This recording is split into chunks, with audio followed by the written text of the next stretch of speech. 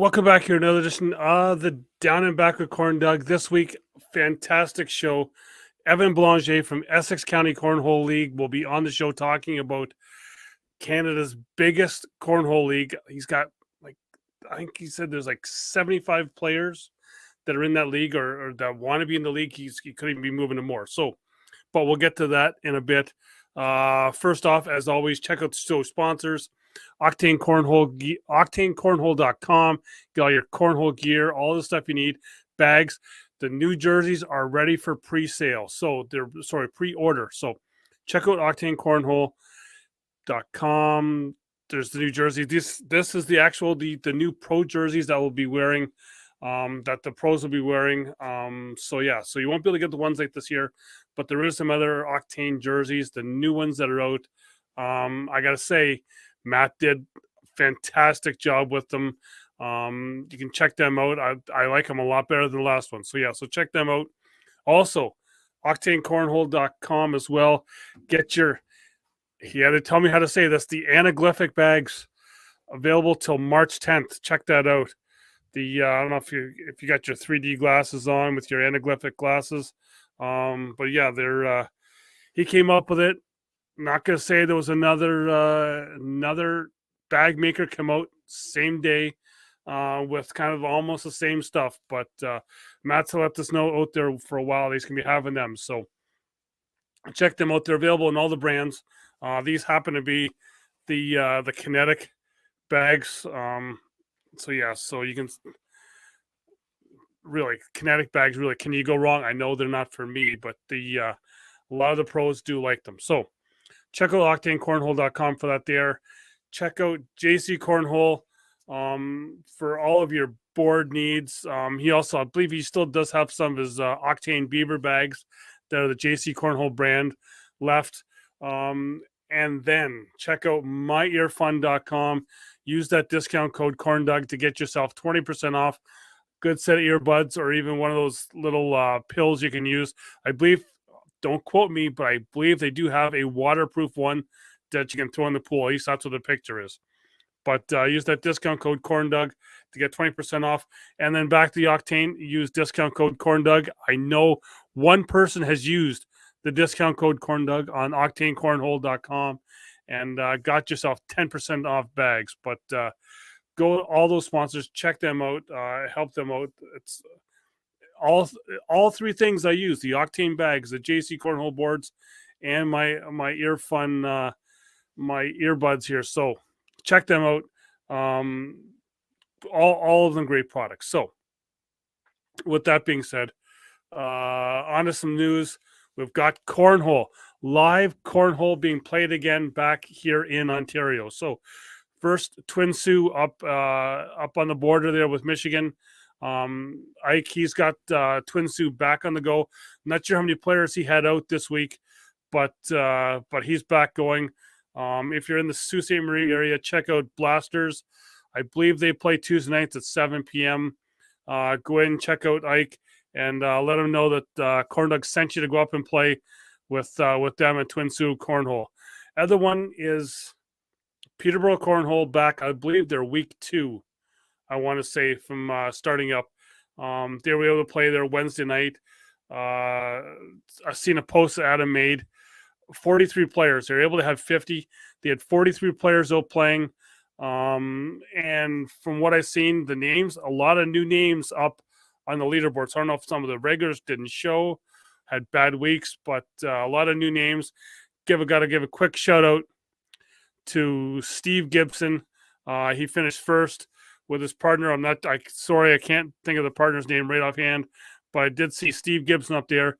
He was my blind draw partner at the ACL National that we held in Peterborough, and he's a great guy.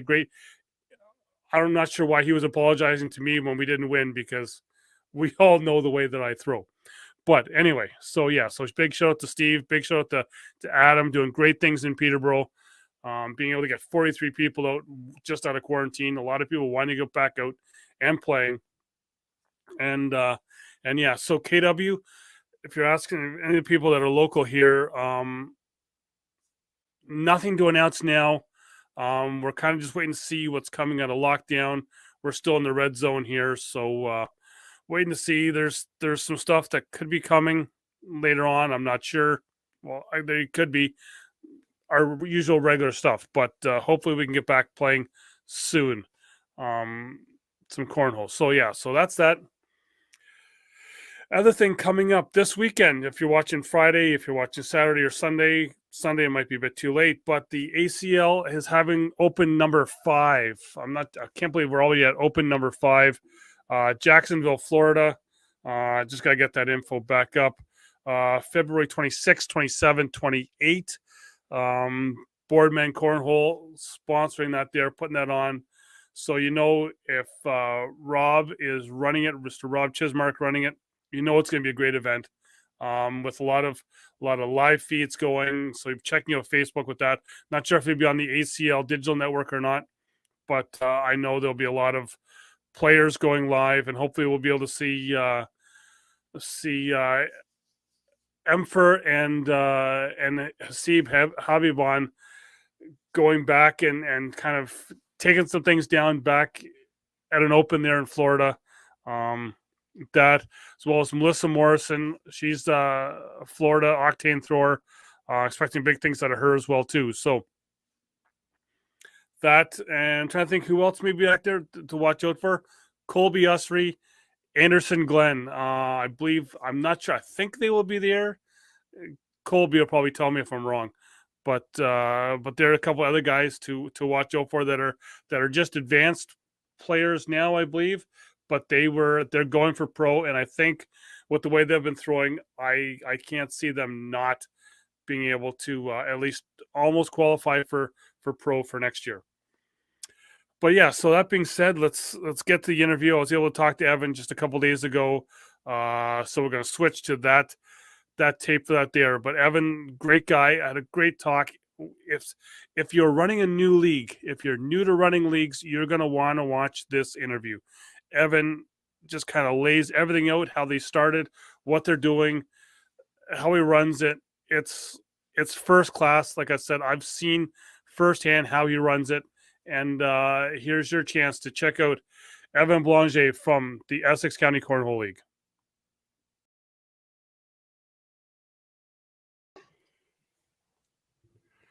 Welcome back here. We're here with Evan Belanger from the, and we got it this straight here, Essex County Cornhole League. Evan, how you doing?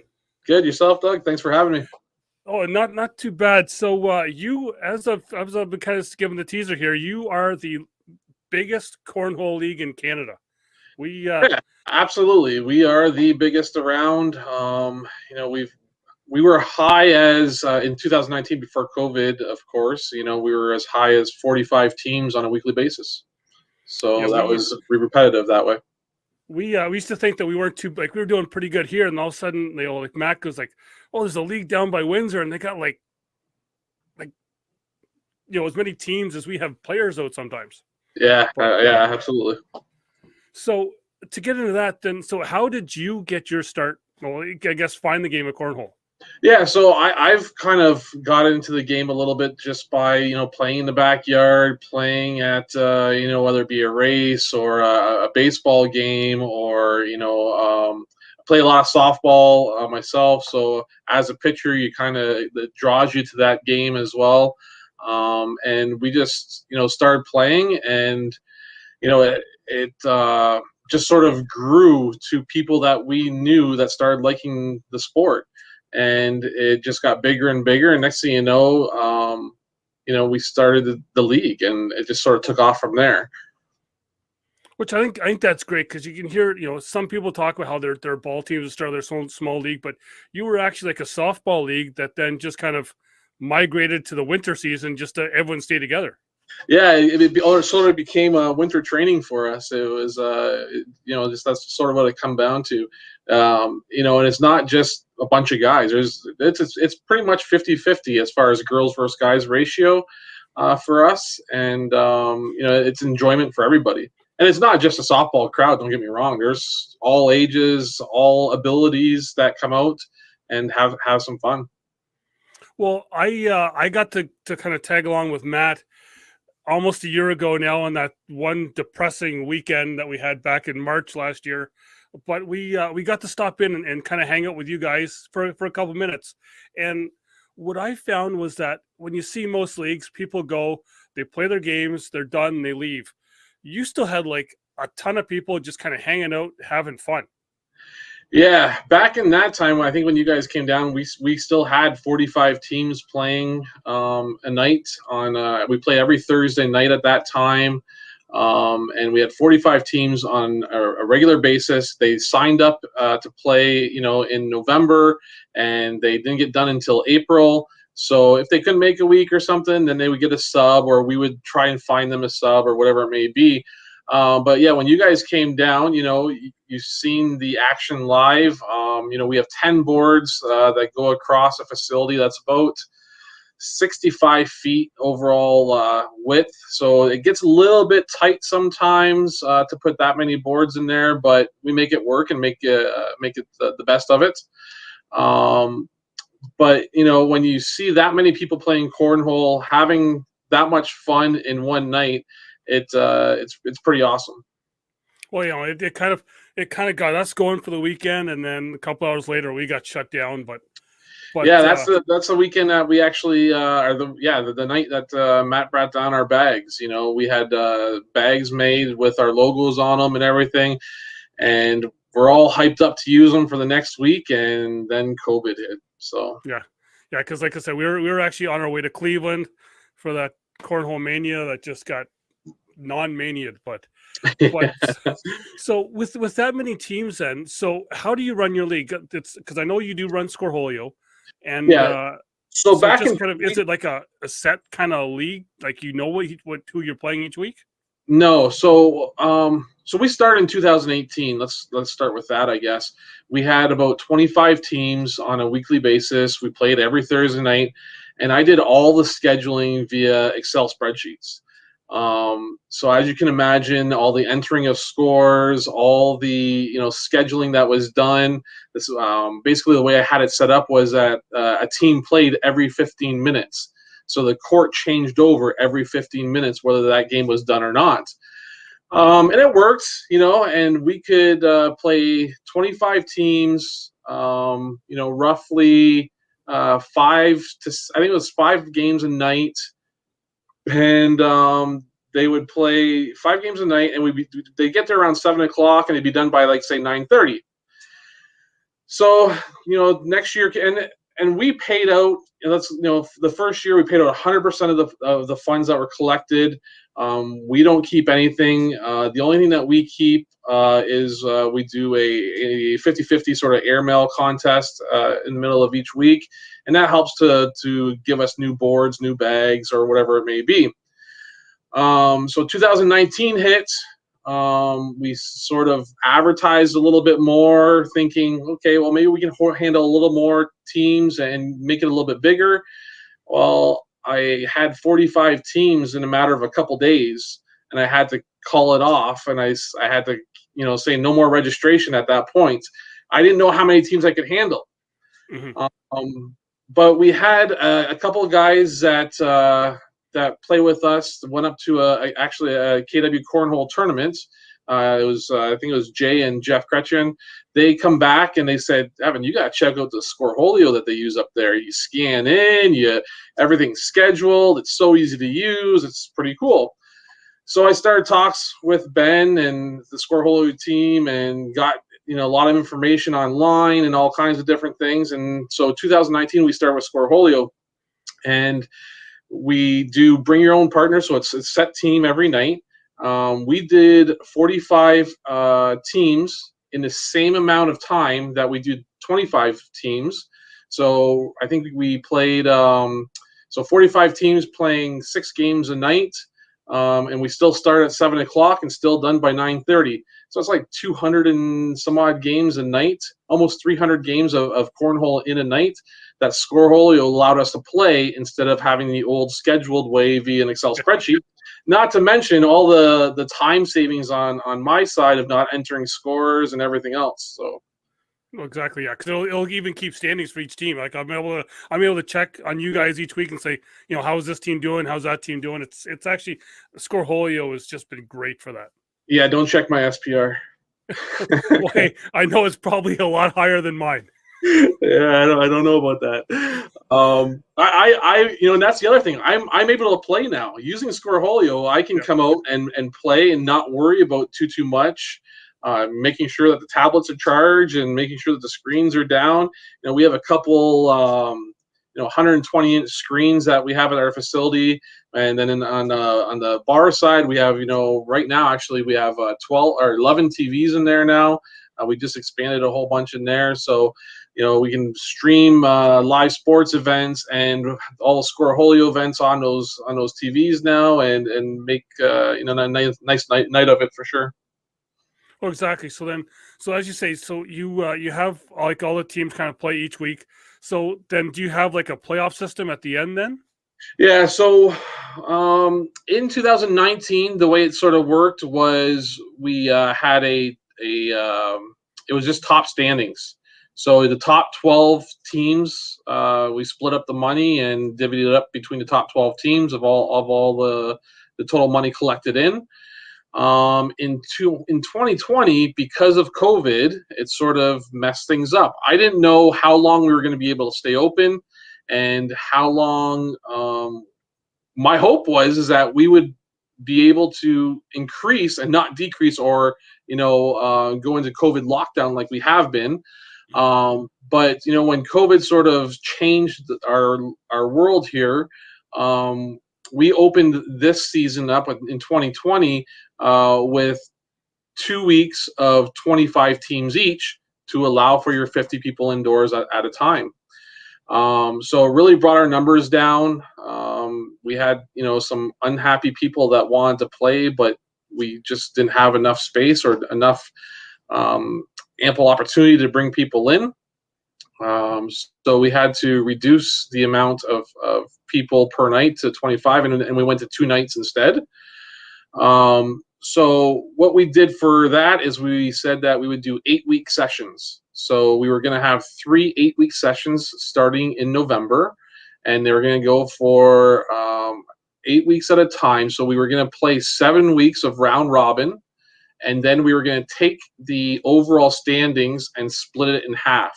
So top 12 teams would play, and bottom 13 teams would play, and they would have their own tournament that they would play a double elimination at the end of the season. There would still be standings, money for standings overall. So I think we were going to pay the top 6 or 7 teams, I think it was, for an overall pool of money from the standings overall, but then still have the tournament and have about a $500 pool for upper bracket and a lower bracket on the tournament side. So it seemed to be of interest to people. I opened up registration for the next 8 weeks, thinking that we'd be able to finish the first 8 weeks already, but we weren't able to. I think we're on week number 6 or something like that right now, until we can open up again. But the second session is already full and ready to be used as well. And I think we're going to open up a third night just to get up to 75 teams in here over 3 nights during COVID at least. And then once we're done with COVID, then we'll open it back up. Yeah, I think that's what's just so great about your league is you're always getting new players, and that's that word of mouth thing of the game, but having that fun night out. Yeah, and we have people have never thrown bags before and come out and play, or we have a couple that have never really known what even the game is, and you teach them, and by the 3 or 4 weeks in, they're doing not so bad, and by 8 weeks they're doing even better. So it gets people out, it gives them a little bit of exercise. I know it's not a ton of exercise, but it gets people moving. We're looking at starting a seniors league down here as well. That we'd be doing it during the day. I have already signed up. We have probably about 20 teams ready to enter a seniors league. So we classify seniors as 55 and over. So anybody that was going to be able to play during the day at 55 and over, we're going to open that up, and we're going to start that league as well. And we're still going to do that once we are allowed to open. Which actually, that's something I hadn't heard that you guys were going to do, which is great news, just to help out that other population, because there could even be people who work shift work who might even want to play during the day as well too. Yeah, and that's another, something that we're looking into as well. That we have, Windsor assembly plants here, and as well as many feeder plants that work, a lot of swing shift afternoons and end days. So there might be some opportunity there for an oddball, during the day sort of league as well. So we are looking into that as well. So we've had, since we do have we've had a bunch of new leagues kind of starting up here in even in around your area with St. Thomas and Wallsburg, and kind of up a little more around with the Twin Sioux Cornhole. What would be your advice to a new league starting up? Well, I think I've helped Travis out quite a bit, so he may be better off to answer that question. But I think the biggest thing is you got to know your crowd and what your crowd wants to do. Um, a lot of people, I think, like KW does, switcholio or singles. Actually, I think Travis does at Wallsburg does switcholio, and it works out for them. We do set teams here. It's worked out for us. We have growing the numbers as much as we wanted to grow without cutting them off. But that's something that's worked for us. People want to come out as partners and spend a night together, throw some bags, and call it a night and go go back home for whether it be your spouse or not. Mhm. You're playing with a spouse or not, or you're playing with a buddy or whoever it may be. They just it's a night out and a night to get together with and having a couple beverages and throwing some cornhole. So, and now I know that you guys have also kind of started into a couple more tournaments where it's kind of opened up a bit more. We've had some KW guys go down there. How was the I guess the reception to tournament play there? Oh, we've had tournaments since 2018. We do a lot of fundraiser sort of tournaments for local youth groups or baseball teams, youth baseball teams, where they pay out, say, 60 or 70% of the pot, and then the fundraiser gets to keep the rest of the pot. Um, they're growing. We had probably, I want to say, at least 10 tournaments since November, since we closed down, canceled because of that. So we were basically booked every weekend, and had some sort of fundraiser or event going on, all throughout Christmas time into January and February. We're in red right now, which only allows 10 people inside. As soon as we get to that orange, we're opening them up, and we're going to be ready to throw some bags. Exactly. Yeah, we're in the red here as well too. We're all just kind of looking at Adam over in Peterborough, kind of just shaking our Yeah, fists because he's been in orange almost all the time except for that lockdown. But it's and that's the unfortunate thing. It's it kind of turns into like a cornhole club, almost like a fight club where no one has to talk about it. We just all kind of meet secretly and play. it's kind of funny you said that. I met with a gentleman tonight that I had to get some merchandise to, and he said, "Hey, can we play? After everybody leaves, and will we get 10 guys together and play some cornhole later on?" It's getting to be that way, right? Everybody wants to get out and do something, and it's needs to happen sooner than later for sure. Like exactly, yeah. So speaking of your tournament stuff, you have for any of the people in Michigan, you've kind of done at least one thing that we've had a one of your other one of your players, Mr. Freeman, on to talk about his involvement and his experience with Maya Cup for the first time. But you've kind of had that little bit of interaction with the Michigan players. Yeah, we've so back in I think it was March of 2020. Actually, yeah, just before COVID sort of sprung upon us. We went to the Fifth and Novi, which is a facility in Novi, Michigan, that the Afterleets play. The Afterleets are a group of guys that play cornhole, have a whole bunch of tournaments and leagues and so on. It's run by Lee Sterzik, I believe it is, and he does a heck of a job over there, and I learned a lot from him as well. We got together back in probably January of 2020 and started getting together and figuring out what we could do to have a sort of a border battle. We got a hold of Ben Scoreholio, and he introduced us to Squadholio.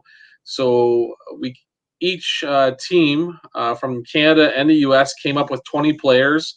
We made teams from those players, and so we had Team USA and Team Canada. Each had 20 players, and we went over there and got our butts beat pretty good. We were playing actually. So the stats, I think, on that day, we lost a total of 94. So there's 100 games played.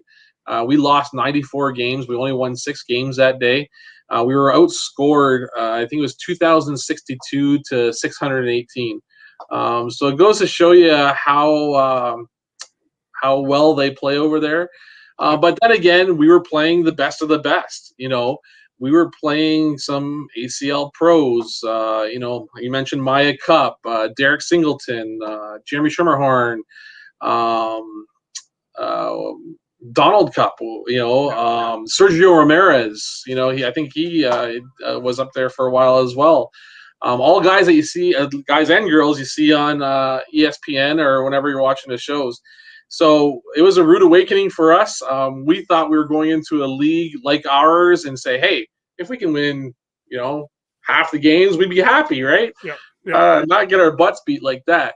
It was amazing to watch and amazing learning. We had some of our better gentlemen players that were playing that day, and trying to block, and Maya would just go right over top and airmail him. He's like, what's going on? How does what?